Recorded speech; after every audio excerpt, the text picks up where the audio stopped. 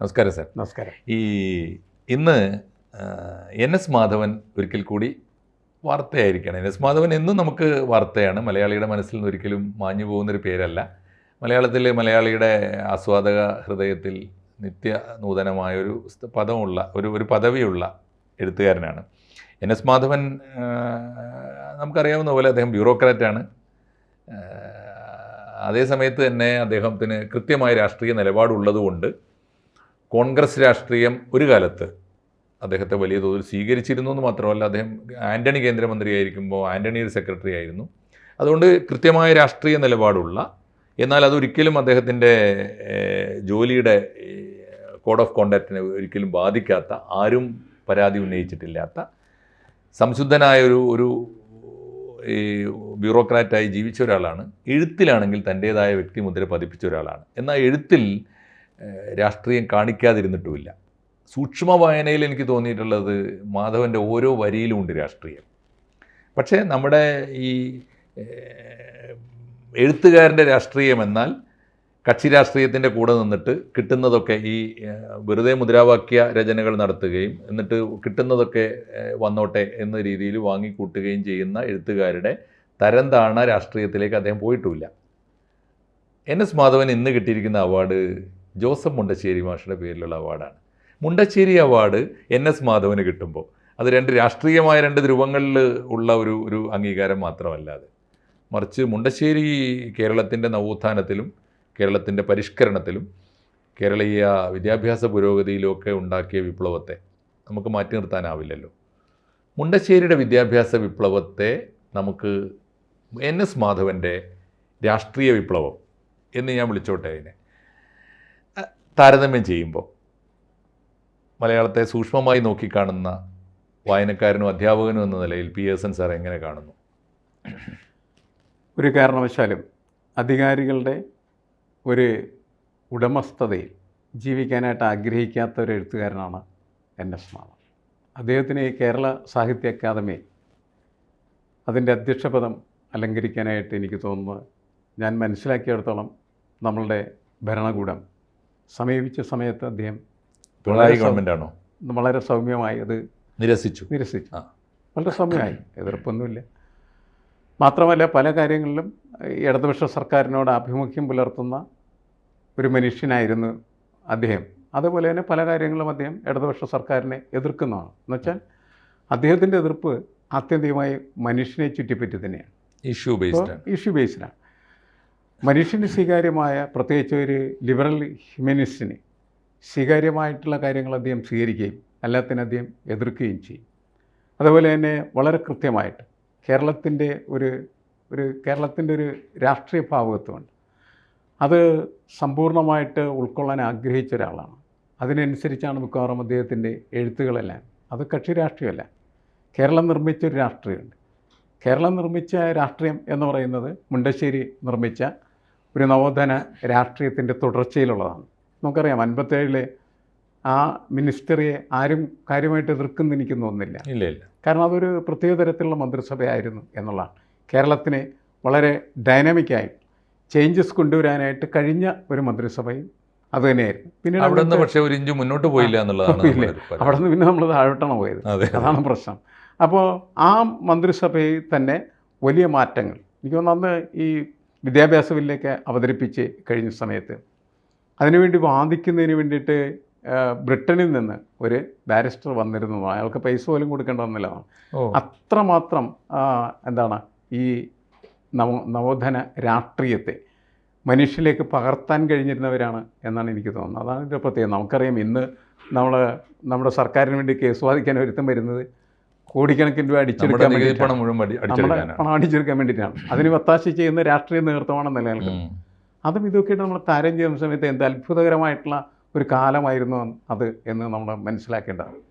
മാത്രമല്ല മുണ്ടശ്ശേരിയും ഇതേപോലെ തന്നെ വളരെ ശക്തമായിട്ടുള്ള നിലപാട് അധികാരികൾക്കെതിരെ എടുത്ത് അദ്ദേഹം പഠിപ്പിച്ചിരുന്ന സ്ഥാപനങ്ങൾക്കും ഒക്കെ അങ്ങനത്തെ നിലപാടെടുത്ത് എങ്ങനെയായിരിക്കണം കേരളം എന്ന് ചിന്തിക്കാനായിട്ട് മനുഷ്യനെ പ്രേരിപ്പിച്ച ഒരു കക്ഷിയായിരുന്നു. കേരള യൂണിവേഴ്സിറ്റി വൈസ് ചാൻസലർ ആവാൻ ഐൻസ്റ്റീനെ പോയി ക്ഷണിച്ചിരുന്നു. അതെനിക്ക് എത്രയാണെന്ന് എനിക്ക് കൃത്യമായിട്ട് അറിയില്ല. മുണ്ടശ്ശേരി മാഷയുടെ കാലത്താണോ അത്? ആ ആയിരിക്കണം. അങ്ങനെയാണ് അത്. ആ അത് ഞാൻ കാലത്ത് കേട്ടിട്ടുണ്ട്. തന്നെയാണത്. എന്തായാലും അത് ശരിയാണ്. വല്ലാത്തൊരു ആകാശമല്ലേ അത്. അതെ. പക്ഷെ അതൊക്കെ ഇപ്പൊ ഈ ജാതി ശക്തികൾക്ക് അങ്ങനെ ഇന്ന് ചിന്തിക്കാനായിട്ട് പറ്റില്ല. അതാണ് ഇന്ന് അവിടെ വൈസ് ചാൻസലർ പദവി ഉണ്ടാകുമ്പോൾ തന്നെ NSSന്റെ കോട്ട ഏതാണ്, SNDPയുടെ കോട്ട ഏതാണ്, മുസ്ലിം കോട്ട ഏതാണ്, അതാണ് അതാലോചിച്ചിട്ട് ചെയ്യണത്.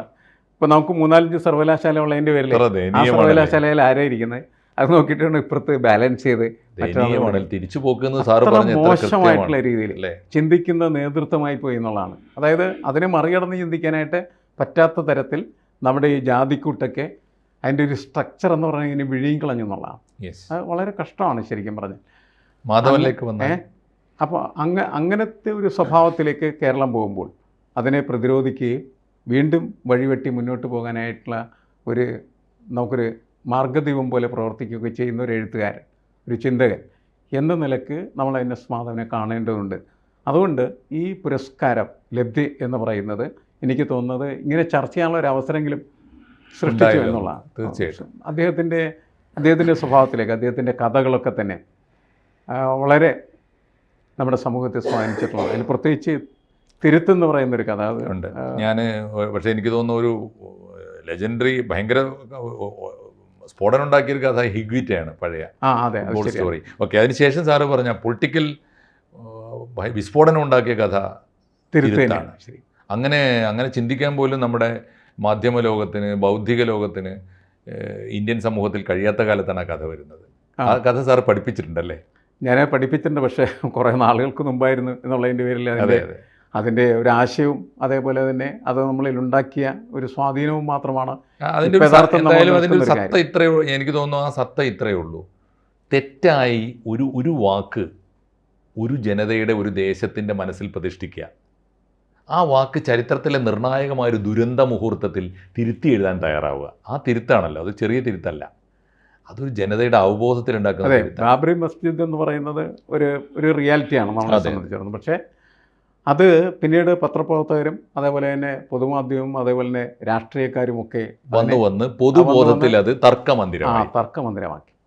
ആ തർക്കമന്ദിരം എന്ന് പറയുന്ന പ്രയോഗമാണ് യഥാർത്ഥത്തിൽ ഈ തിരുത്തപ്പെടുന്നത്. അത് ബാബറി മസ്ജിദാണെന്ന് പ്രഖ്യാപിക്കാനായിട്ടുള്ള കരുത്തുള്ള ഒരു പത്രപ്രവർത്തനയാണ് നമ്മളതിൻ്റെ അകത്ത്. അതും ആ സന്ദർഭം ആലോചിക്കൂ സർ. ബാബരി മസ്ജിദ് തകർക്കപ്പെടുന്ന ദിവസം രാത്രിയിൽ ഒരു പത്രാഫീസിൽ നടക്കുന്ന കഥയാണ്, ഏതാനും നിമിഷ നേരത്തെ കഥയാണ്. ആ നിമിഷം നേരം കൊണ്ടാണ് വമ്പിച്ച ചിന്തകളെ വലിയ അഗ്നികൾ. അത് മാത്രമല്ല, അത് പത്രത്തിൻ്റെ വാർത്ത എഴുതുന്ന സമയത്ത് തർക്കമന്ദിരം എന്ന് എഴുതുന്നത് ഒരു മുസ്ലിം പത്രപ്രവർത്തകയാണ്. അവൾക്കത് എഴുതേണ്ടി വരുന്നു. അതിനുള്ള തരത്തിലുള്ള സമ്മർദ്ദമാണ്. അവൾ കണ്ണീരോടെ എഴുതുന്നു എന്നാണ് ഏതാണ്ട്. അതെ, അത് ആരേത് എഴുതിയെന്ന് ഈ പത്രാധിപൻ ചോദിക്കുന്നു. അപ്പോൾ അത് ഈ മുസ്ലിം പത്രപ്രവർത്തകയാണ് എന്ന് പറയുകയും അതിനുശേഷമാണ് എല്ലാവരെയും അത്ഭുതപ്പെടുത്തിക്കൊണ്ട് ഞെട്ടിച്ചുകൊണ്ട് അത് അതിനിടയ്ക്ക് ഒരു ന്യൂസ് എഡിറ്റർ അത് വെട്ടിയിട്ട് ബാബരി മസ്ജിദ് വെട്ടിയിട്ട് വീണ്ടും തർക്കമന്ദിരമാക്കിയിരുന്നു തോന്നുന്നു. അത് പിന്നെ ചീഫ് എഡിറ്റർ തിരുത്തുകയാണ്. ചുള്ളിയാറ്റോ ആ കഥാപാത്രങ്ങളൊക്കെ പേര് നമ്മൾ മറന്നു. നമ്മൾ പെട്ടെന്ന് ഇങ്ങനെ ഓർമ്മയില്ല, എനിക്ക് ഓർമ്മയില്ല, കുറേ കൊല്ലങ്ങൾക്ക്. എന്തായാലും അത് നമ്മളെ വളരെ സ്വാധീനിച്ചതും നമ്മളെ മാത്രമല്ല, അത് വായിച്ചിട്ടുള്ള ആളുകളൊക്കെ അത് അവരുടെ ഹൃദയത്തിൽ, കാരണം എന്ന് വെച്ചാൽ ഈ അന്ന് ആ പത്രാധിപൻ അദ്ദേഹത്തിന് വളരെ വലിയ മാനസിക അസ്വസ്ഥങ്ങളൊക്കെ ഉണ്ടായിട്ട് നേരെ അദ്ദേഹത്തിൻ്റെ സുഹൃത്തായ ഡോക്ടറെ അടുത്ത് ചെല്ലുകയാണ് ചെയ്തത്. ആ ഡോക്ടർ എന്ന് പറഞ്ഞ ഒരു മുസ്ലിം ഡോക്ടറാണ്. അപ്പോൾ ഈ സംഭവം എന്ന് പറയുന്നത് ആ കുട്ടികൾക്ക് പോലും ഇനി ഈ ഹിന്ദുവായിട്ടുള്ള ഈ പത്രാധിപരെ ഹിന്ദുവായി കാണേണ്ടതുണ്ടല്ലോ എന്ന് പറയുന്നൊരു തോന്നലുണ്ടാക്കുകയാണ് ചെയ്യുന്നത്. വളരെ കൃത്യമായിട്ട് നമ്മുടെ സമൂഹത്തെ കീറിമുറിക്കുന്ന ആ പ്രക്രിയ എന്തുമാത്രം ദീർഘവീക്ഷണത്തോടെയാണെന്നറിയാം. ബാബരി മസ്ജിദിൻ്റെ തർക്കം ഏറ്റവും ഒടുവിൽ തീരുന്നത് നമ്മുടെ സുപ്രീം കോടതി വിധിയോടെയാണ്. സുപ്രീം വിധിയിൽ പോലും ഒരിടത്തും തർക്കമന്ദിരം പറഞ്ഞിട്ടില്ല. ബാബരി മസ്ജിദാണെന്ന് അംഗീകരിച്ചുകൊണ്ട് അത് തകർക്കപ്പെട്ടത് തെറ്റാണെന്ന് പറഞ്ഞുകൊണ്ട് മറ്റൊരു വഴിയില്ലാത്തതുകൊണ്ട്, രാമജന്മഭൂമി ഇവിടെയാണെന്ന് വിശ്വസിക്കുന്ന വലിയൊരു വിഭാഗം മനുഷ്യരുള്ളതുകൊണ്ട് ക്ഷേത്രം നിർമ്മിക്കാൻ അവിടെ മാത്രമേ സാധ്യമാകൂ എന്നതുകൊണ്ടും പള്ളി മറ്റെവിടെയും ആകാം എന്നൊരു കോംപ്രമൈസ് ഫോർമുലയാണ് പിന്നീട് ഉണ്ടായത്. എന്തായാലും അദ്ദേഹം തന്നെ ആ വിധി തന്നെ അത് കഴിഞ്ഞതിന് ശേഷം ഇപ്പോൾ എനിക്ക് തോന്നുന്നു ജസ്റ്റിസ് ചന്ദ്രചൂഡിനെ പോലുള്ള ആളുകൾ അതിൽ വീണ്ടും നടത്തിയ പരാമർശം കൂടുതൽ അപകടകരമായിട്ട് എനിക്ക് തോന്നുന്നു. ആണല്ലേ, വീണ്ടും അത് കാരണം അവിടെ ക്ഷേത്രം ഉണ്ടായിരുന്ന ക്ഷേത്രം പൊളിച്ചാണ് വീണ്ടും അതിലേക്ക് പോവാണ്. അപ്പോൾ ഈ മോഹൻ ഭഗവത് പറഞ്ഞതിന് പോലും എതിരാണത്. ഇനി നിങ്ങളിങ്ങനെ ഈ പള്ളിച്ചുവട്ടിൽ മാന്തിക്കൊണ്ടിരിക്കണ്ട, കാരണം ഇന്ത്യയാണ്, അല്ലാതെ ഇതൊക്കെ അതൊക്കെ എനിക്ക് തോന്നുന്നത് ഈ തിരുത്തെന്ന് പറയുന്ന കഥ യെസ്, എങ്ങനെയാണ് ഓരോ മനുഷ്യൻ്റെയും മനസ്സിനെ ഇങ്ങനെ ആക്കി വെച്ചിരിക്കുന്നതെന്ന് നമ്മളെ ബോധ്യപ്പെടുത്തി തരുന്നതാണ്. ഒരു കഥയാണ്. അതിൻ്റെ ഒരു പ്രകടനമാണ്, അല്ലെങ്കിൽ അതിൻ്റെ ഒരു റിസ്പോൺസോ റിഫ്ലക്ഷൻസോ ആണ് ഈ ജസ്റ്റിസ് ചന്ദ്രചൂഡിലൂടെ പുറത്തു വന്നതെന്നാണ് എനിക്ക് തോന്നുന്നത്. അതെ അതെ. കാരണം വളരെ കൃത്യമായും അതേപോലെ സൂക്ഷ്മമായും നമ്മളിതിനെല്ലാം അവലോകനം ചെയ്യുന്നുണ്ടെങ്കിൽ നമുക്കത് പറയാൻ തോന്നില്ല. ഇതിൻ്റെ പ്രശ്നങ്ങളൊക്കെ നമുക്ക് അറിയാമെങ്കിൽ ഇങ്ങനെ പറയാൻ നമുക്ക് തോന്നില്ല. അങ്ങനെ പറഞ്ഞാൽ അത് അവിടെ ക്ഷേത്രം ഉണ്ടായിരുന്ന ക്ഷേത്രം വിളിച്ചാണ് ബാബറി മസ്ജിദ് പണിതെന്ന് പറഞ്ഞാൽ പിന്നീട് ഒരു കാര്യത്തിനും ഒരു പ്രസക്തിയില്ല എന്നുള്ളതാണ്.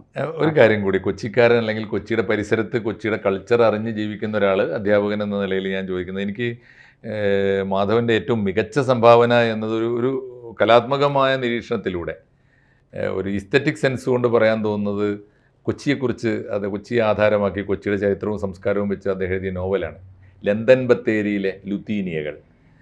അത് ഞാൻ അത്ഭുതപ്പെട്ടു പോയി. കൊച്ചി ഞാൻ വിചാരിച്ചത് ഏതാണ് 1413 മറ്റോ അല്ലേ, ഒരു പ്രളയത്തെ തുടർന്ന് മുസിരിസ് ഒഴുകി വന്ന് ഇവിടെ കായലായി തീർന്നാണല്ലോ അതിൻ്റെ ചരിത്രം. അപ്പോൾ ഇത്രയും ചുരുങ്ങിയ കാലം കൊണ്ട് ഇത്രയും ആഴമേറിയ ഒരു സംസ്കാരം, അത്ഭുതപ്പെടുന്ന രചനയാണത്. അതെ, അതെന്താണെന്ന് വെച്ചാൽ അദ്ദേഹത്തിൻ്റെ ഈ രചനകളെന്ന് പറയുന്നത് ചരിത്രത്തിലേക്ക് വല്ലാതെ മുൻകാങ്കളിയിടുന്ന രചനകളായി മാറുകയാണ് ചെയ്യുന്നത്. എനിക്കൊന്ന് അവിടെ ഉണ്ടായ ഈ കമ്മ്യൂണിസ്റ്റ് മൂവ്മെൻറ്റും ഒക്കെ അതിൻ്റെ അകത്ത് ചർച്ച ചെയ്യപ്പെട്ട് പോകുന്നുണ്ട്. അവിടെ എന്താണ് എം.എൻ. ലോറൻസ് ഒക്കെ ഒളിവിലിരുന്ന കാര്യങ്ങൾ, എടപ്പള്ളി സംഭവം, പോലീസ് സ്റ്റേഷൻ ആക്രമണം, അതിൻ്റെ പ്രശ്നങ്ങൾ, ഇങ്ങനെ ഒരുപാട് വിഷയങ്ങൾ ഇങ്ങനെ അതിനകത്ത് കയറി പോകുന്നുണ്ട്. അതായത് യഥാർത്ഥത്തിൽ ഈ കൊച്ചിയുടെ ചരിത്ര പശ്ചാത്തലത്തെ മുഴുവനും സ്വാംശീകരിച്ചുകൊണ്ട് ഉൾക്കൊണ്ടുകൊണ്ട് എഴുതപ്പെട്ട ഒരു, അതുകൊണ്ട് എനിക്ക് തോന്നുന്നു ഒടുവിൽ ഈ പോഞ്ഞിക്കര റാഫിക്കും ഒക്കെ ഉണ്ടെങ്കിൽ പോലും ഒടുവിൽ എനിക്ക് തോന്നുന്നു ആധുനിക മലയാളത്തിൻ്റെ ഒരു കൊച്ചി എന്ന് പറയുന്നത് ഇതിലൂടെ വരും. അപ്പോൾ കൊച്ചിയുടെ എഴുത്തുകാരൻ അല്ലെങ്കിൽ കൊച്ചിയുടെ ആസ്ഥാന ചരിത്രകാരൻ എന്നൊക്കെ രീതിയിൽ സർഗാത്മകമായി വിലയിരുത്തപ്പെടുന്ന ഈ അവാർഡ് കൊച്ചിക്കാർക്ക് കൂടി ആ അർത്ഥത്തിൽ അഭിമാനകരമായി തീരുമല്ലോ.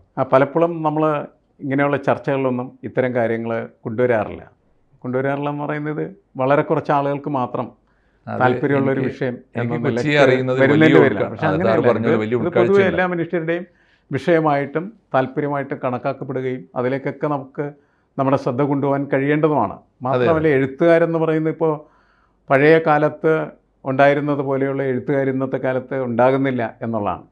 എഴുത്തുകാർ ഉണ്ടാകാത്തതിൻ്റെ കാരണം എന്ന് പറയുന്നത് വായനക്കാരില്ലാത്തതുമാണ് എന്ന് പറയാറുണ്ട്. അതിനൊരു സാഹചര്യം കൂടി ഉണ്ടല്ലോ. ഇപ്പോൾ ലോക്കൽ ഈസ് ഗ്ലോബൽ ആണല്ലോ. ഇപ്പോൾ ഓരോ പ്രാദേശികമായ, അതുകൊണ്ടിപ്പോൾ എനിക്കൊന്നും ഇവരൊക്കെ ഈ എഴുത്തുകാരൊക്കെ വീണ്ടും വായിക്കപ്പെടുകയാണ്. അപ്പോൾ തിരുവനന്തപുരത്ത് CV വീണ്ടും വായിക്കപ്പെടുന്നു, കൊല്ലത്തെത്തുമ്പോൾ കാക്കനാട് നമ്മൾ വീണ്ടും വായിക്കുന്നു, കോട്ടയത്തെത്തുമ്പോൾ പാറപ്പുറത്ത് നമുക്ക് വീണ്ടും വായിക്കപ്പെടുന്നു, ഞാൻ കോഴിക്കോട്ടേക്ക് പോകുമ്പോൾ NP വീണ്ടും വായിക്കപ്പെടുന്നു, PA മുഹമ്മദ് കോയ വീണ്ടും വായിക്കപ്പെടുന്നു.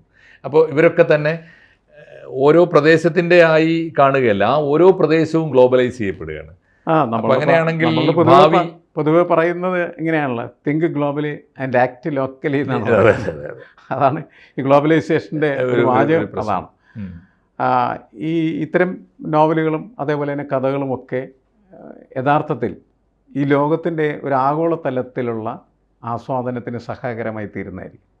അതുകൊണ്ട് തീർച്ചയായിട്ടും NS മാധവൻ്റെ കഥകളും നോവലുകളൊക്കെ അങ്ങനെ ഗുണകരമായിത്തീരുന്നതാണ് എനിക്ക് തോന്നുന്നു. ആ രീതിയിൽ തീർച്ചയായിട്ടും അല്ലേ.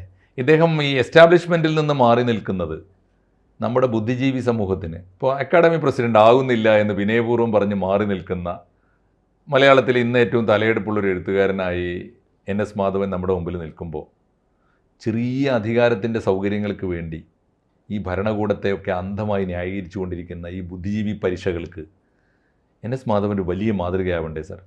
തീർച്ചയായിട്ടും. പക്ഷേ NS മാധവനെ എല്ലാവരും സ്വീകരിക്കുക എന്ന് ചോദിച്ചാൽ നമുക്ക് പറയാൻ പറ്റില്ല. പക്ഷെ നമ്മളെപ്പോലുള്ള ആളുകൾക്ക് വളരെ കൂടുതൽ സ്വീകാര്യതയുള്ള ഒരു എഴുത്തുകാരനും ഒരു മനുഷ്യനും ഒക്കെയാണ് അദ്ദേഹം എന്നത് വളരെ പ്രസക്തമായിട്ടുള്ള കാര്യമാണ്. കാരണം നമ്മളുടെ ഈ അധികാരത്തിൻ്റെ ഒരു സംവിധാനങ്ങൾ, ജനാധിപത്യ അധികാരത്തിൻ്റെ സംവിധാനങ്ങൾ ഉള്ള സമയത്തും അതിക്ക് മുമ്പും ഒക്കെ തന്നെ എഴുത്തുകാരും കവികളും കഥാകൃത്തുക്കളും ഒക്കെ ഈ രാജാവിൻ്റെ പട്ടും വളയുമൊക്കെ വാങ്ങാൻ നടന്ന കഥകളാണ് നമ്മൾ കേട്ടിട്ടുള്ളത്. അന്ന് മുതൽ ഇന്ന് വരെ ഇതൊക്കെ തന്നെയാണ്. ഒരു വലിയ വിഭാഗം ആളുകൾ അധികാരം വച്ച് നീട്ടുന്നതായ സൗഭാഗ്യങ്ങൾ അതിനു വേണ്ടി ഇങ്ങനെ കുമ്പിട്ട് ജീവിക്കുന്നവരാണ്. എന്തായാലും വളരെ കുറച്ച് ആളുകൾ മാത്രമാണ് NSനെ പോലെ ഉള്ളത് എന്നാണ് ഞാൻ മനസ്സിലാക്കുന്നത്. തീർച്ചയായിട്ടും മലയാളത്തിന് പൊതുവെയും കൊച്ചിക്കാർക്ക് വിശേഷിച്ചും കിട്ടിയിരിക്കുന്ന ഈ സൗഭാഗ്യം, അവാർഡ് എത്ര ചെറുതായാലും അത് NS മാധവനാണ് എന്നതുകൊണ്ട് അദ്ദേഹത്തിന് നമുക്ക് ആശംസകൾ നേരാം. തീർച്ചയായിട്ടും അദ്ദേഹത്തിന് ദീർഘായുസ്സും നേരാം. കൂടുതൽ വാർത്തകളും വിശേഷങ്ങളും നിങ്ങളിലേക്ക് എത്താൻ ABC മലയാളം സബ്സ്ക്രൈബ് ചെയ്യുക, ബെൽ ബട്ടണും അമർത്തുക.